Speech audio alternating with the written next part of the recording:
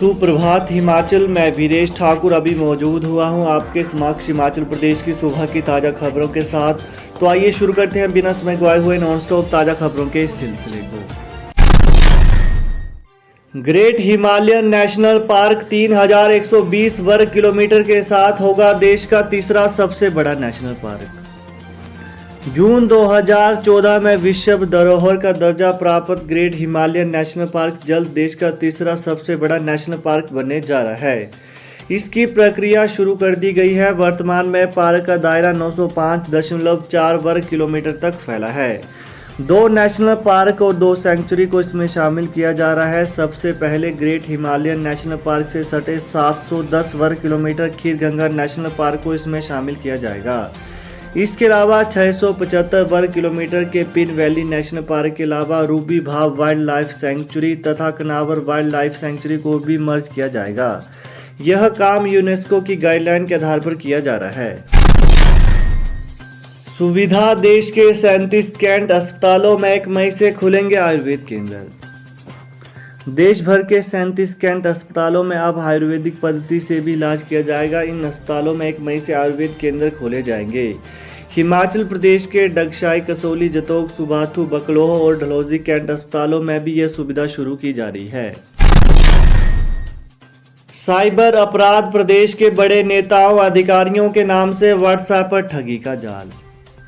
हिमाचल प्रदेश में सत्तारूढ़ सरकार के बड़े नेताओं और वरिष्ठ अधिकारियों की व्हाट्सएप पर फोटो लगाकर साइबर अपराधी ठगी करने का प्रयास कर रहे हैं। यह शातिर नेताओं और अधिकारियों के रिश्तेदारों को संदेश भेजकर अमेजन के कूपन और वाउचर को आगे फॉरवर्ड कर उपहार खरीदने की बात कर रहे हैं। इस खरीद के बाद ठग छूट को रिडीम कर पैसे का लाभ ले सकते हैं। साइबर अपराध सेल को शिकायत मिलने पर मामला दर्ज कर लिया गया है। वहीं व्यक्ति अपनी पहचान महत्वपूर्ण हस्ती और नेता के रूप में बता रहा है। पुलिस को आशंका है कि नाइजीरिया से आरोपी के तार जुड़े हो सकते हैं। साइबर अपराध सेल का कहना है कि ये लोग इस तरह ठगी को अंजाम देते हैं। कई बार फोन पर आया OTP बताने को कहा जाता है। धर्म संसद में भड़काऊ भाषण। हिंदुओं को अधिक बच्चे पैदा करने और हथियार उठाने को कहा। भारी पुलिस बल पहुंचा। हिमाचल प्रदेश के ऊना जिला के अंब उपमंडल के मुबारकपुर में 3 दिवसीय धर्म संसद के पहले ही दिन भड़काऊ भाषण देने को लेकर विवाद खड़ा हो गया है। पुलिस ने आयोजनकर्ता को भड़काऊ भाषण देने के लिए नोटिस जारी किया है। किसी भी अप्रिय घटना से बचने और सुरक्षा के लिहाज से भारी पुलिस बल बुला लिया गया है। बटालियन की 2 टुकड़ियां पहुंच गई हैं। इसके अलावा आज और कल 3 बड़े पुलिस अधिकारियों के नेतृत्व में कड़े पहरे के बीच धर्म संसद का आयोजन होगा। DC राघव शर्मा ने बताया कि सुप्रीम कोर्ट के याचिकाकर्ता ने उनसे पत्राचार किया है। इसके बाद ये व्यवस्था की गई है। पिछले कल अखिल भारतीय संत परिषद की 3 दिवसीय धर्म संसद के आगाज पर महामंडलेश्वर यति नरसिंहानंद सरस्वती ने मीडिया से बातचीत में एक संप्रदाय विशेष पर आपत्तिजनक शब्द कहे। वहीं उन्होंने हिंदुओं से अधिक बच्चे पैदा करने, उन्हें अपने परिवार को सुरक्षित करने के लिए सक्षम बनाने और रक्षा के लिए हथियार उठाने को कहा। BOD बैठक में लगेगी महिलाओं के बस किराए में छूट पर मुहर। महिलाओं को हिमाचल पथ परिवहन निगम HRTC की बसों के किराए में 50% छूट पर प्रबंधन शीघ्र फैसला लेने जा रहा है। मुख्यमंत्री जयराम ठाकुर ने चंबा में हिमाचल दिवस पर महिलाओं को निगम की बसों के किराए में 50% छूट देने की घोषणा की है। पंचायतों को मिलेंगे 317 करोड़। 15वें वित्त आयोग के तहत पंचायती राज संस्थाओं को जारी होगी राशि। हिमाचल प्रदेश में पंचायती राज संस्थाओं को इस वित्तीय वर्ष में 317 करोड़ रुपए की राशि जारी की जाएगी। यह राशि 15वें वित्त आयोग के तहत जारी की जाएगी। प्रदेश सरकार के अनुसार 14वें वित्त आयोग के तहत विभिन्न विकास कार्यों के लिए ग्राम पंचायतों को 850.17 करोड़ की राशि प्रदान की गई, जिसमें से लगभग 700 करोड़ रुपए व्यय किए गए हैं। 15वें वित्त आयोग के अंतर्गत वर्ष 2020-21 के लिए पंचायतों के विकास के लिए 429 करोड़ रुपए प्रदान किए गए थे। होर्डिंग पर सियासत। कांग्रेस में गुटबाजी के बीच खुद को चेहरा बताने लगे नेता। कांग्रेस में गुटबाजी के बीच हिमाचल प्रदेश में कई नेता खुद को चेहरा बनाने में जुट गए हैं। चुनावी साल में अब कांग्रेस में होर्डिंग पर सियासत शुरू हो गई है। हिमाचल के प्रवेश द्वार परमाणु में नेता प्रतिपक्ष मुकेश अग्निहोत्री के होर्डिंग्स लगाए गए हैं। इसमें नेता प्रतिपक्ष की तस्वीर के नीचे नेता नहीं भविष्य लिखा है। इसमें पूर्व मुख्यमंत्री यशवंत सिंह परमार और वीरभद्र सिंह को छोड़कर हिमाचल के किसी भी कांग्रेस नेता की फोटो नहीं लगाई गई है। वहीं प्रदेश अध्यक्ष कुलदीप सिंह राठौर भी गायब हैं। यह होर्डिंग भाजपा के फटे होर्डिंग पर चिपकाया गया है। इसमें भाजपा में भी रोष है। आखिर कब पूरी होगी जेओए भर्ती, युवाओं की मांग। भर्तियों की प्रक्रिया का जल्द से जल्द करे निपटारा। सरकार ने चुनावी वर्ष में हर वर्ग को राहत देने की कोशिश की, लेकिन प्रदेश के सबसे बड़े बेरोजगार वर्ग को राहत नहीं दी है।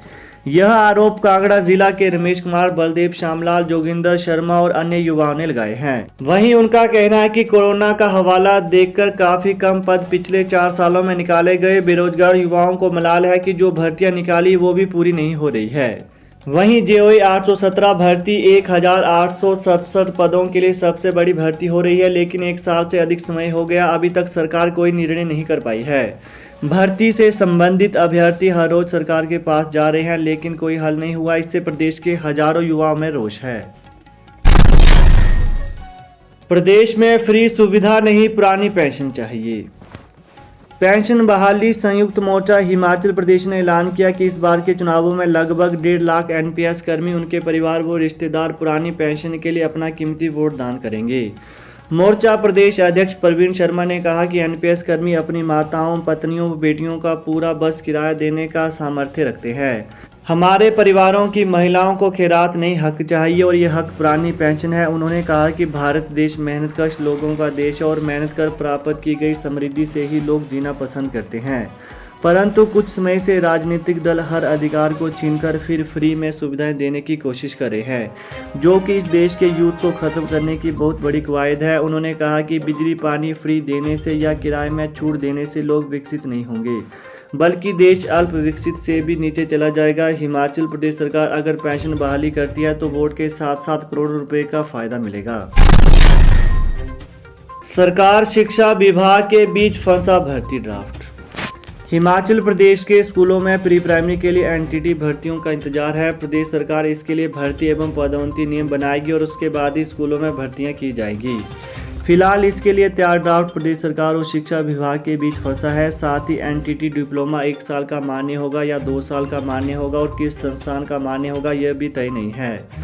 सरकार की भी इस मामले में सुस्ती नजर आ रही है। दूसरी ओर प्रशिक्षित नर्सरी अध्यापक संघ एनटीटी भर्ती न होने से नाराज चल रहा है। प्रदेश अध्यक्ष आपा का कहना है कि सरकार तथा शिक्षा विभाग द्वारा एनटीटी की अनदेखी की जा रही है। प्रदेश सरकार एनटीटी धारकों के हित में कोई भी फैसला लेने में सक्षम नहीं हुई है। उन्होंने कहा कि पहले भी हम सरकार को अवगत करवा चुके हैं कि एनटीटी धारक 23 वर्षों से अधिक बेरोजगारी की मार झेल रहे हैं। पुलिस पे बैंड इस सप्ताह जारी हो सकती है। पुलिस पे बैंड अधिसूचना। पुलिस पे बैंड की अधिसूचना इस सप्ताह जारी की जा सकती है। पुलिस पे बैंड को लेकर वित्त विभाग की ओर से औपचारिकताएं पूरी की जा रही हैं। छुट्टियों के चलते अभी तक कई विभागों की अधिसूचनाएं जारी नहीं की गई हैं। ऐसे में पुलिस पे बैंड की अधिसूचना भी अभी तक अधर में लटकी हुई है।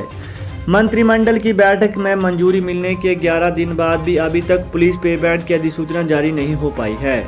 हिमाचल प्रदेश सरकार ने 7 अप्रैल को मंत्रिमंडल की बैठक में वर्ष 2015 और 2016 बैच के पुलिस कांस्टेबलों की श्रेणियों को उच्च पूर्व संशोधित वेतन बैंड और कांस्टेबलों को ग्रेड पे की अनुमति देकर उच्च वेतन संरचना प्रदान करने का निर्णय लिया था।